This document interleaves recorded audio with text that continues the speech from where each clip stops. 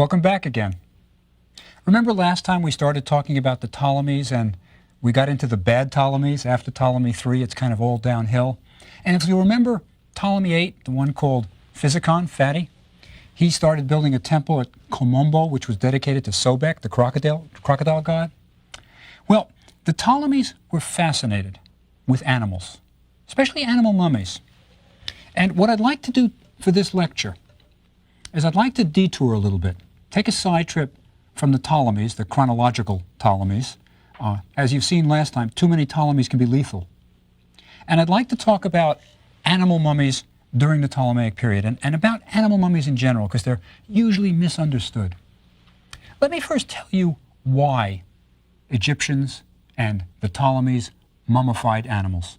There are really four reasons, four very different reasons why animals were mummified. You know, all animal mummies are not the same. First, animals were sometimes placed in tombs as food for the deceased. That's one reason. Also, sometimes pets were mummified. You know, you could take Fido to the next world with you. So that's a completely different reason from the first one. Now, a third reason was animals were sacrificed to the gods and were mummified as offerings. That's another reason for animal mummification. And the fourth, and the rarest, and probably the most interesting, was sometimes an animal was viewed as a god, and when he died, he was preserved and buried like a god. Now, let's start with animals as gods. Now, this is something that there's a little bit of a debate among Egyptologists about, but I think most agree with this position, and it'll surprise you. The ancient Egyptians didn't worship animals.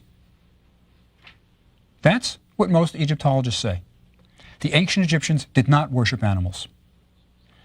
The proper way to sort of describe the relationship between animals and gods was as follows, they would say. The average cat in the street was not viewed as a god. The average dog was not considered a god. These were not all little gods. For certain gods, an animal was associated with that god. So, for example, Bastet, who was indeed a goddess, was shown as a woman with the head of a cat. So Bastet is our cat goddess. But not every cat was Bastet. So in some ways, Bastet would have had a soft spot in her heart for cats, but not every cat in the street was viewed by the Egyptians as a god. Now, most Egyptologists say, as broadly as you can possibly say, the Egyptians did not worship animals. Now, I feel that there is one exception. See, I agree with most Egyptologists that the average animal was not viewed as a god. Think how confusing it would be. What would happen? No, but I think there was one case where certainly an animal was worshipped. And that's what I want to talk about first, the case where a god dies and is preserved as a mummy. It's the Apis bull. Now, we have talked several times about this Apis bull. And I've mentioned it's a sacred bull that when it died, it was buried in a place at Saqqara called the Serapeum, which is the burial place of the Apis bull. And as you know by now, Serapeum is a corruption of two Egyptian words, Osir, which is Osiris, Ap, which is Apis, and when the Apis died, it's called the Osiris Apis, Osirap, and then it gets corrupted to Osirapium, and we get the Serapeum. Now, why do I say the Apis was a god if all the other animals weren't? It was treated very specially. Let me tell you how they believed the Apis was born. Lightning came from the heavens, struck a cow, conceiving the Apis, and then the Apis is born. So it is part god, part terrestrial beast. Right? Now that is how you get an Apis. The Apis had special markings. It had a diamond on its forehead, diamond shape on its forehead. It had a scarab shape under its tongue. It had wings on its back. And one other little detail we're given, its tail hairs were doubled at the ends. I don't know, sounds like split ends, right? But that's the distinguishing markings of the apis. Now, one of the people who tells us about this is our man, Herodotus, right? Our Greek tourist, and he describes an apis. Interestingly, by the way, Herodotus is pretty accurate. We have bronze statues of the apis bull from ancient times. These were little offerings that people would leave in temples. You know, a bronze statue maybe a foot across of a bull. And they're nicely done, detailed. Many of them are from Ptolemaic times, from the time of the Ptolemies. And on the back, you will see wings. And on the forehead, you will see a diamond. So it looks like these really were the markings by which the apis was distinguished. Now, as you know, the Egyptians were resurrectionists. They didn't believe in reincarnation. You know, that's kind of, a lot of New Agers talk about ancient Egyptians being reincarnated and that kind of thing. No, no. The Egyptians were resurrectionists. They believed their body was going to get up and go again in the next world. But if you follow me with the apis, it is as close to reincarnation as you ever get in ancient Egypt. I think it's almost reincarnation. The reason I say that is when the apis was born, it lived in a temple. It was pampered, perfumed, given everything it wanted. But there was only one apis alive at any one time. When the apis died, perhaps after 20 years, perhaps after 30, the search went on for the new apis. It's almost as if the apis reincarnates, and the way you find the new apis is by the markings. It's very similar, by the way, to the way the Dalai Lama, the ruler of Tibet, is selected. The belief is that when the Dalai Lama dies, he will reincarnate, and his incarnation will be found as a child who has certain distinguishing factors, the long earlobes of a Buddha, that kind of thing. So it's very much like that, and it's very, very, very close to reincarnation. Now, the reason I say it's obvious, I think, that the Egyptians worshipped the apis, because this wasn't an ordinary bull. It was conceived from the heavens. It was kept in a temple, pampered, perfumed. And when the apis died, it was mummified like a god. It was treated as you would treat a god. Remember I said that we have no papyrus that tells us how to mummify a human? Out of the millions of humans that were mummified, there's not a single papyrus giving us the surgical procedures that tells us how to do it. Well, there is one papyrus that deals with surgical procedures and the nuts and bolts of mummification. It tells us how to mummify an apis bull. There is a papyrus that gives, if you wanted to mummify an apis bull, you could follow the instructions and you'd have a mummified bull. Now, why would they write down how to mummify an apis bull, but not write down how to mummify a human? I'll give you my theory. I think it's probably right. You didn't have to write down how to mummify a human, because if somebody died, there was always somebody alive, an embalmer, who had mummified somebody. Somebody was always around who knew how to mummify. It was father to son, and there were hundreds of embalmers, hundreds throughout Egypt. But the apis bull, only one alive at any one time, could live for 30 years. And perhaps when that apis died, the last person who had mummified the last apis bull, the embalmer who had mummified the last apis bull, maybe he's dead. And now there's no one alive who knows how to mummify the apis. So they wrote it down in great detail. For example, it says that when you're mummifying it, the apis should be clamped to a board, a mummification board, with 22 clamps. It gives us the number of clamps. It tells us what priests should be present. It even gives us the names of the bandages, magical names for the bandages.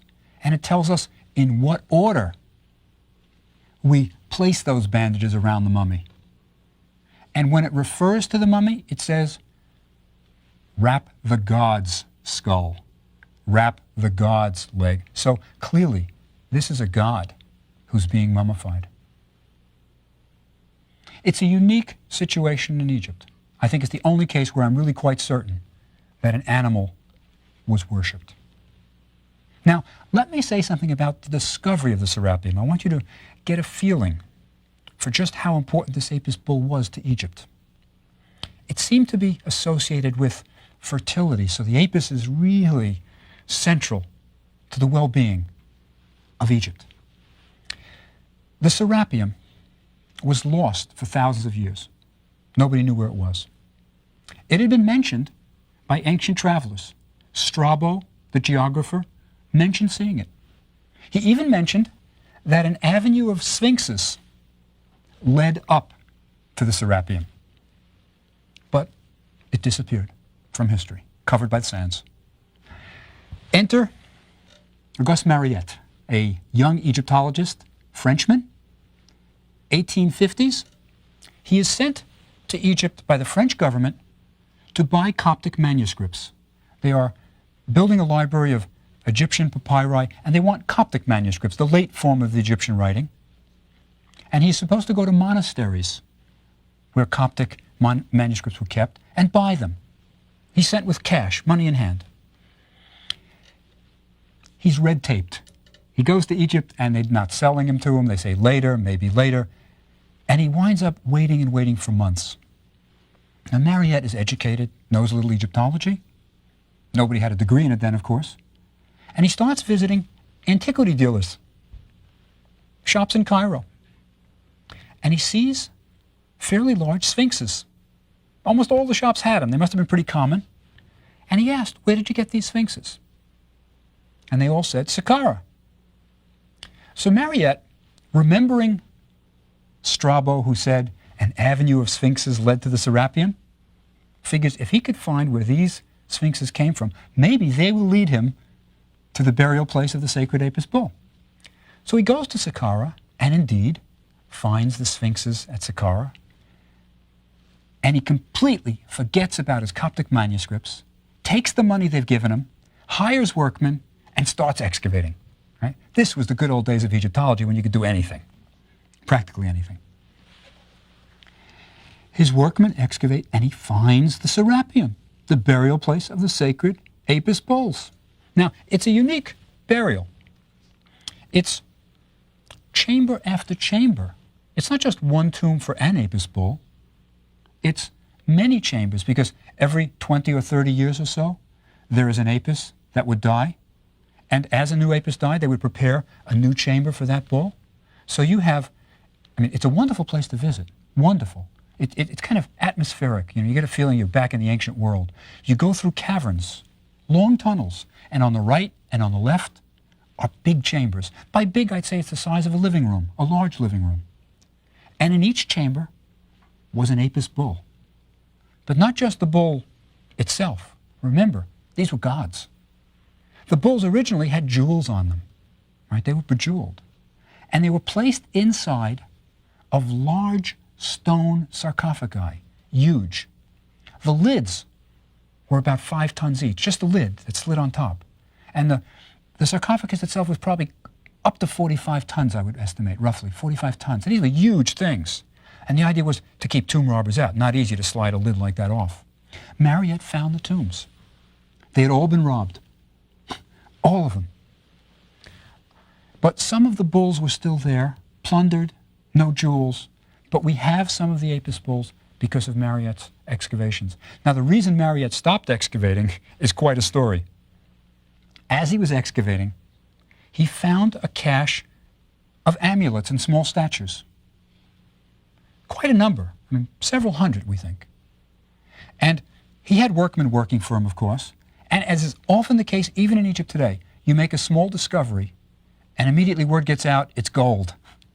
And that's what happened. The Egyptian government heard that Mariette had found gold, and they said, pack up and leave. You know, they thought he was plundering their treasures. So Mariette did leave with much of what he had found in the serapeum. But that is how the Apis bull was discovered by Auguste Mariette in 1850s. But that is the only case where I'm willing to say an animal was mummified because it was a god. So that's one out of 4 reasons for mummifying an animal. Next, right? Pets. There were indeed pets that were mummified. If the next world is going to be a continuation of this one, if it's going to be basically the same, not only do you want your wife and children there, you want the dog. And the Egyptians were quite fond of pets, quite fond. It was undoubtedly upper class, of course. You know, it's like today. Farm people tend not to have normal pets. You know, they don't have cats, and they're functional. They're used to animals as being a sort of utilitarian thing. So the upper class would have cats as pets. That was quite common. They would also have baboons sometime, right? And dogs. These were quite common. The very wealthy, princesses, people like that, could have exotic things, like gazelles, right? And when you died, you could have your pet mummified. There's a very interesting case of the mummy of a princess that wasn't really a princess. Remember the Deir el-Bahari cache, that cache of royal mummies that were found? Well, one small mummy was included in there, and it had an inscription, and the inscription was translated. It was a difficult inscription to read, but it seemed to be the mummy of a princess. And it had her name on it. Now, it was believed to be the mummy of a princess for a long time, until X-ray came around. And then the mummy was X-rayed, and it was found to be a baboon. It wasn't a princess. It was the princess's pet. It was her pet baboon. And we also even have, for princesses, sarcophagi of gazelles, where a pet gazelle would be buried with the deceased. So one case, the second reason for mummifying an animal is as pets. There's a very, very curious one involving Theodore Davis, the American excavator in the Valley of the Kings. He was excavating and he found a tomb that it's sometimes called the Tomb of the Baboons. There were quite a few mummies of baboons in it. But there was also one little corner. He found a baboon, mummy, mummified, and standing facing it, nose to nose, was a dog. It looks like a greyhound. It's a whippet. The Egyptians called it pharaoh hounds. And they're sort of nose to nose. And Davis wasn't sure what happened. Let me tell you what almost certainly happened. The tomb was robbed in antiquity by tomb robbers. And these guys kind of are sort of joking around inside the tomb. They've done what they can do. And one says, let's take the dog, let's take the baboon. And they put him nose to nose. That's probably how they got nose to nose. That's what I think. But anyway, the dog was probably a pet. The baboon may have been a pet. But that's another reason why animals were mummified. But most of the animals that you see today, animal mummies, were for a third reason. These were sacrifices to the gods. And that's where the Ptolemies come in. There are literally millions of mummified animals in Egypt. It was a major industry. If you wanted, for example, to be healed, and perhaps the god you were appealing to was Imhotep, the architect of the step pyramid who was deified later as the god of healing, who became Aesculapius, god of healing. If you wanted to be healed, it was like Lourdes. You would make a pilgrimage, limping, on a crutch perhaps. And when you got there, you would buy a mummified animal. Now, why a mummified animal? Well, for example, Imhotep, the animal that was special to him, sacred to him, was the ibis. The ibis. And when you got there, to the tomb of Imhotep, there were people, now remember, this is a pilgrimage route. There would be hundreds of people each day coming, just like Lourdes, various places of healing today. As you got there, as you approached the tomb, there would be little stalls, people selling things, selling mummified mummified ibises. And they would say, make your offering, here's a mummy of the ibis, give it to the god, and you would buy it. Now these usually came in pots, right? They're usually in pots. And you would take the pot which had your mummified ibis in it, go to the tomb, and you would hand it to a priest. You wouldn't be allowed inside. This was a big deal. And maybe you'd give the priest a little something, and you'd say, give it to the God that I may be healed. You could even write a little prayer with it. The priest would do it for you, right? And then, what does the priest do with these things? Now, the priests, in general, they didn't just chuck them out. No, they were okay. They put them in little niches near the tomb. They had a whole cadre of the equivalent of what we would have as grave diggers. They had men who were called excellent cutters. These were men who cut out little niches in the wall and put the little mummified ibis inside that niche. Now, we have at Saqqara what is called the Ibis Gallery. It is literally miles long, underground tunnels of where, for centuries, ibises were presented as offerings to the gods. There are literally millions of ibises in these galleries. You walk, and the niches are full, and then on either side as you're walking, it's about the size of, say, a subway and underground. On either side are piles of these ibises in pots.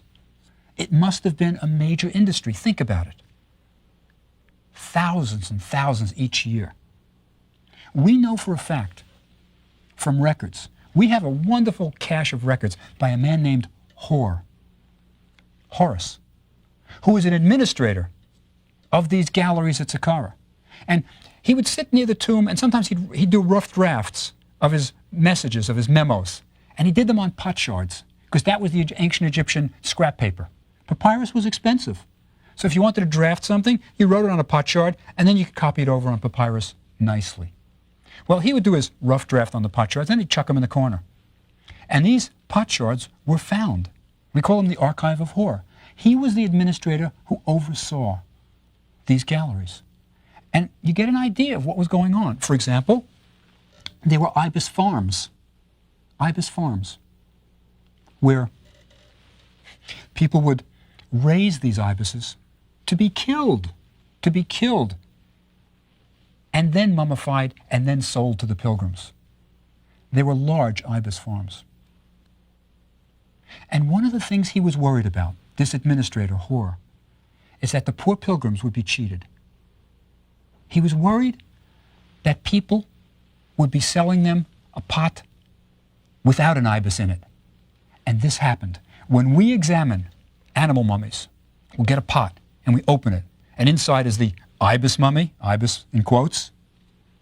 Sometimes we find it's a bundle of rags and a couple of bones from different animals. Somebody, saving a little money, didn't have to buy an ibis to mummify, took the remains of yesterday's meal, wrapped some rags around it, put it in the pot, sealed it, and the poor pilgrim would never know. He thinks he's got an ibis. So Hor, our administrator, he says he wants to make sure that there is a God in every pot. That is the phrase he actually uses. It's sort of like a chicken in every pot, car in every... He wanted a God in every pot. So this was big business. This was hundreds of people producing these things. Think about it. You had people producing the wrappings, and then sometimes there were little drawings of the ibis eyes on it in gold. You could have fancy deluxe models. You could have simple ones if you were poor. But this was big business. And right next to the ibis gallery is a falcon gallery. Again, endless animal mummies. But these were all raised to be sacrificed. That's most of the animal mummies. And that was flourishing industry in Ptolemaic times. During the time of the Ptolemies, it took off. Let me tell you one other way that we know something about this industry. I mentioned cats, and that surely not every cat in the street was a god. There was a cemetery for just cats at the city which is called Bubastis, the city of Bastet, the cat goddess. So the cat was sacred in that area, meaning the goddess, Bastet was the head honcho. And there's a cemetery where hundreds of thousands of these cats were buried in the ground. This wasn't a crypt in the sense, these were just put in the ground. Undoubtedly offerings again. In the 19th century, when the British were controlling Egypt, this cemetery was excavated. Now you have hundreds of thousands of these cats. What do you do with them? The British took a boatload of them.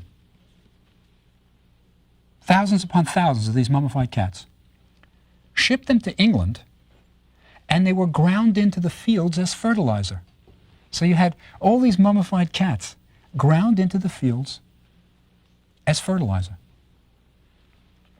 Now, of these thousands and thousands of cats that they shipped over to England, I think it's 38 sort of escaped being used as fertilizer, were taken as scientific specimens, and are now in the British Museum in the Natural History Division, these cats. And they've been studied rather carefully. You know, now we can x-ray things. I mean, you don't have to unwrap things. You don't have to destroy it. And they've been x-rayed, these mummified cats. And two things seem to be a common denominator.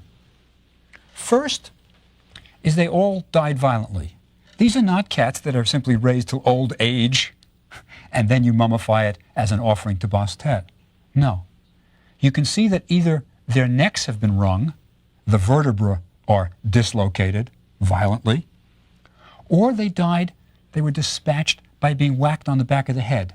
Their crania are often cracked. So clearly, these aren't gods. Not at all. These were animals raised as offerings. Now I said there were two things in common with these cat mummies. The second is they're all very young. None of these cat mummies, you can tell from the x-ray how old the cat is. None of these cats is beyond the age of about 1 year old. Now why? Well, think of it as a business. If you're going to raise these things to be killed as offerings, why keep it going past the presentable size? Once it's about 1 year old, it looks like a cat, it's not a kitten anymore, then you can have it killed and presented as an offering. So we've got these animals that are raised to be sacrificed and are then mummified and given as offerings to the gods. And you know, ibises, falcons, cats, that wasn't all. There were even fish mummies, mummies that were sacred. And at Esna, which is in southern Egypt, there was a whole cemetery of fish mummies. Now why? Well, if you'll remember the myth of Osiris, when Osiris was hacked into pieces, only one piece was missing when Isis reassembled him, the phallus. It was thrown into the river and devoured by 3 fish. Well, those fish became sacred. So at Esna, there was a sacred fish cemetery. So there was a wide variety of animal mummies, but for different reasons. Now there's one that I haven't talked about yet, food for the deceased. And these are not so much animal mummies as parts of animals that mummified naturally in the tomb. For example, if you think about Tutankhamun's tomb, in many of the pictures of the entranceway when they first opened the tomb, you will see what looks like almost white sarcophagi, little ones, like a little bit bigger than a football. And there's stacks of them under a table, under beds. There's stacks of these white little sarcophagi. They contained ducks, pressed ducks. This was Tutankhamun's, one of his favorite meals.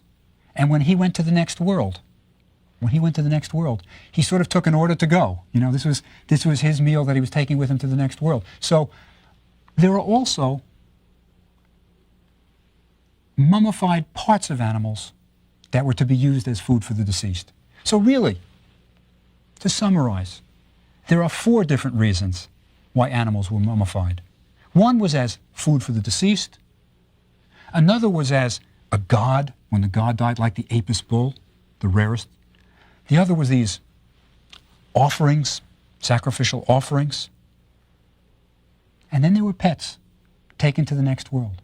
But during the Ptolemies, they just seemed fascinated with these animal mummies, and the sacrifices to the gods is something the Ptolemies really focused on. Now, next time, we'll pick it up with the Ptolemies, and we're getting very close to the birth of Cleopatra. See you then.